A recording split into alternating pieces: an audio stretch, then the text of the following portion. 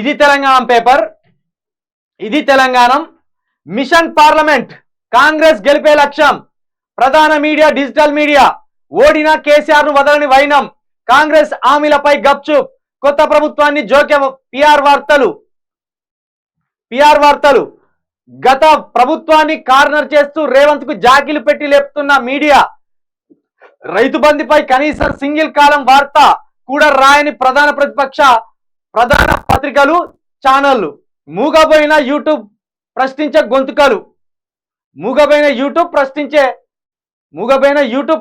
గొంతుకలు, ఎవడెవడు మల్లిగాడు, తొలి వెలుగు రఘు, ఇక కొందరు ఉన్నారు కదా, ఇక కొంతమంది పెద్దగా ఇతర ఛానళ్ళల్లో శాటిలైట్ ఛానల్లో చేసిన ముఖాలు కూడా కాదు, ఎవడికి వాడు రేవంత్ రెడ్డి ఇన్ని పైసలు ఇస్తే పెట్టుకున్నోళ్ళు.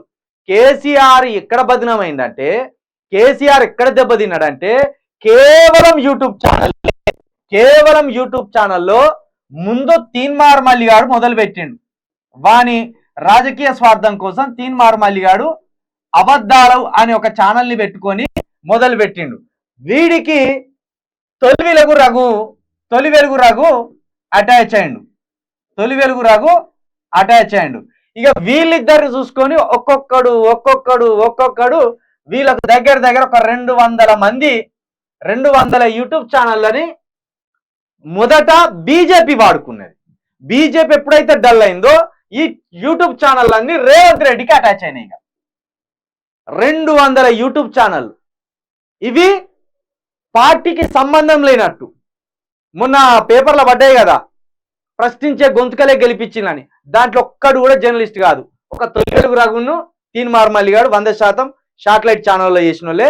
మిగతాళ్ళంతా కూడా ప్రాపగండ చేయడానికి బయట మీడియాకు సంబంధం లేకుండా, ఉదాహరణకు ఆ కే పాల్ ఉన్నాడు కదా, మైపాల్ లాంటి వాళ్ళు, వాళ్ళ పేర్లు కూడా చెప్పుడు వృధా, ఎందుకంటే వాళ్ళు మీడియాకు సంబంధించిన వ్యక్తులు కాదు. వాళ్ళకి ఏం చేసిండ్రు, వీళ్ళు ఫండింగ్ ఇచ్చిండ్రు. ఇది కేసీఆర్ను పసిగట్టి మనలాంటి వాళ్ళు మద్దతుదారులు, కేసీఆర్కు మద్దతుదారులు మేము పసిగట్టి చెప్తాం అనుకుంటే మమ్మల్ని కేసీఆర్ దగ్గర దాకా రాకుండా ఆపిండ్రు. ఇప్పుడు చెప్తా నేను, కొంతమంది మిత్రులు, ఇదే టీఆర్ఎస్ మిత్రులు, ఏంది ప్రవీణ్ అన్న ఉండి మనకు మద్దతు తెలిపినట్టు తెలిపి మళ్ళీ కేసీఆర్ని తిడుతున్నా అంటే, నేను ఎన్నికల వరకు బీఆర్ఎస్కు మద్దతు ఇచ్చిన, ఇక ఇప్పుడు కూడా బీఆర్ఎస్కు మద్దతు ఇవ్వాలంటే నేనేం బీఆర్ఎస్ సభ్యుని కాదు, బీఆర్ఎస్ పార్టీ సభ్యత్వం నేను తీసుకోలేదు. అది నా స్టాండ్. నేను చెప్పవలసిన బాధ్యత ఉన్నది, లేకపోతే బీఆర్ఎస్ కార్యకర్తలు ఇంకా మోసపోతారు. మాలాంటి ఇక కూతవేటు దూరంలో మాకు 1/2 కిలోమీటర్ కూడా ఉండదు అప్పుడు కేసీఆర్ గారి నివాసం.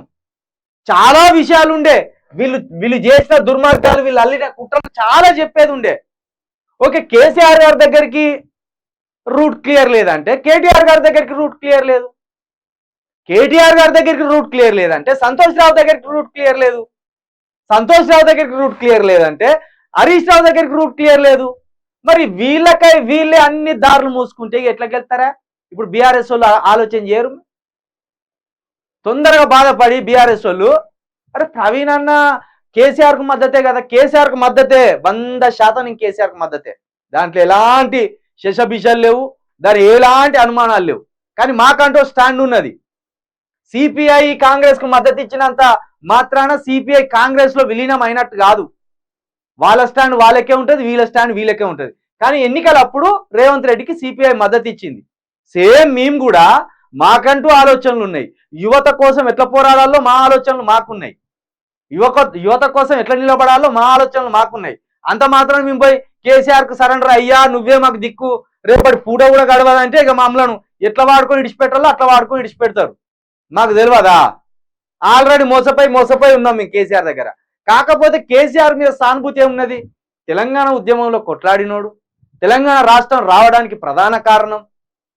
కానీ వీళ్ళ నాశనం చేసుకున్నారు. నేను చెప్తున్నా కదా, ఇంకా 2 దఫాలు గెలవవలసిన నాయకుడు కేసీఆర్. అంత విజన్ ఉన్నది ఆయనకు, అంత పారదర్శకత ఉన్నది, అంత గొప్ప విజన్ ఉన్నది. కాకపోతే అన్ని దారులు మూసుకొని వాళ్ళకు వాళ్ళు నియంత్రణలాగా ఒక కోట నిర్మించుకొని ఆఖరికి బీఆర్ఎస్ వాళ్ళని రానియరు, బీఆర్ఎస్ కార్యకర్తలను రానియరు, మీడియా పర్సన్స్ రానియరు, మంత్రులను రానియరు. ఇట్లా చేసుకొని వాళ్ళకు వాళ్ళు నాశనమైనరు. మరి ఇవి చెప్పాలి కదా, ఇప్పటికైనా చెప్తే ఈ చుట్టూ ఉన్న కోటరి పక్కకు జరిగి అసలైన వాళ్ళు ముందరికి వచ్చి తెలంగాణ కోసం లేకపోతే జరిగే కుట్రలని చెప్పేటోళ్ళని రానియాలి. అప్పుడు కానీ మళ్ళీ వీళ్ళు ముందర పడతారు. లేకపోతే అప్పటి వరకు వీళ్ళ గోడలనే ఉంటే ఇప్పటికి కూడా రేవంత్ రెడ్డి చేసే కుట్ర తెలియదు వీళ్ళకి. ఎందుకంటే ఇక చూడు, ఇప్పుడు ప్రభుత్వం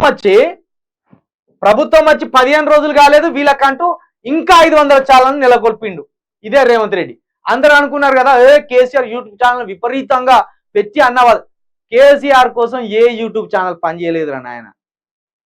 చిలుక ప్రవీణ్ లాగా కేసీఆర్ కు మద్దతు ఇచ్చి ఓపెన్ గా మాట్లాడినాడు ఒక్క న్యూస్ ఛానల్ లేదు. మీరు బాగా గుర్తుపెట్టుకోరు. జస్ట్ పోస్టులు పెట్టిలు కావచ్చు, రాతలు రాసి పోస్టులు పెట్టిలు కావచ్చు, కానీ కాంగ్రెస్ చేయబోతున్న దుర్మార్గాన్ని చిలుక ప్రవీణ్ లాగా ఎవరు చెప్పలే. నాలాగా ఇంకొక 100 మంది కనుక యూట్యూబ్ ఛానళ్ళు ఉంటే మేము అబద్ధాలు చెప్తలేం, జరిగిన నిజాలనే చెప్తున్నాం. మనకు వాటర్ రాలేదా తెలంగాణకు? విద్యుత్ ఎప్పుడైనా పోయిందా తెలంగాణలో? ఈ 2 రాలేదా? ఓకే, కేసీఆర్ చాలా చేసిండు. డబుల్ బెడ్రూమ్లు కొన్ని ఆగం చేసిండు, దళిత బంధు పేరుతోటి దళితులకి లొల్లి పెట్టిండు. ఇవి పక్కన పెడితే తెలంగాణ రాష్ట్రంలో పొలిటికల్ మర్డర్స్ జరిగినాయా? కరెంటు రెప్పపాటైనా పోయిందా? వాటర్ వచ్చిందా?